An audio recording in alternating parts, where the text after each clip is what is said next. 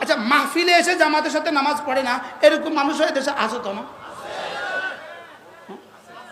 একটু পরে আজান হলে সে বাদাম খেতে যাবে, এরকম মানুষ দেশে আছে।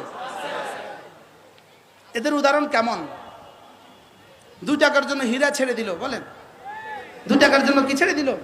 হীরা ছেড়ে দিল। এই জন্য 1 নাম্বার ওয়াদা জীবনে, আজ থেকে জামাতে নামাজ পড়বে। হযরত আব্দুল্লাহ ইবনে মাসউদ রাদিয়াল্লাহু তাআলা বলেন, হযরত আব্দুল্লাহ ইবনে মাসউদ রাদিয়াল্লাহু তাআলা বলেন, মা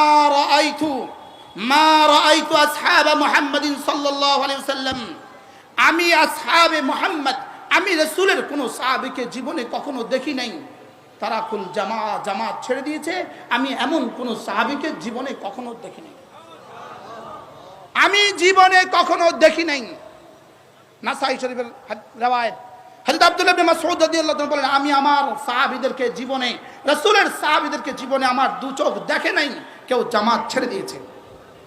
এবার বলেন, ইল্লাল মারুফ বিন নিফাক, যার নিফাক ছিল জানা, সবাই জানতো যে মুনাফিক, সবাই জানতো এটা মুনাফিক, চিহ্নিত মুনাফিক ছাড়া কেউ জামাত ছাড়ে নাই। বলেন, চিহ্নিত মুনাফিক ছাড়া কেউ জামাত পড়বো আজ থেকে জামাতের নামাজ ইনশাআল্লাহ। আবার বলেন ইনশাআল্লাহ। আমি গত কয়েকদিন আগে আরো বড় মজমা হবে এক জায়গায় মাহফিল শেষ করছি। আমি আসার নামাজ 4 রাকাত পড়ছি একদম গেটের কাছে গিয়া। আমি 4 রাকাত নামাজ পড়েই গাড়িতে উঠবো, এই জন্য আমি 4 রাকাত নামাজ গেটের কাছে গিয়া পড়ছি। আমি নামাজ শেষ করে রাস্তায় গিয়া দেখলাম কয়েক হাজার মানুষ রাস্তা নামাজ পড়ে নাই। আমি একজনকে খপ করে ধরলাম, 20 বছর হবে, জামা পায়জামাওয়ালা, তুমি নামাজ পড়ছো? হুজুর পড়ছি। আমি কি কোথায়? ওই মসজিদে। আমি কি এই মসজিদে এখনো জামাত হয় না? হুজুর এখানে পড়ছি। আমি সবার আগে বেরিয়েছি, তুই কতক্ষণ বেরিয়েছ?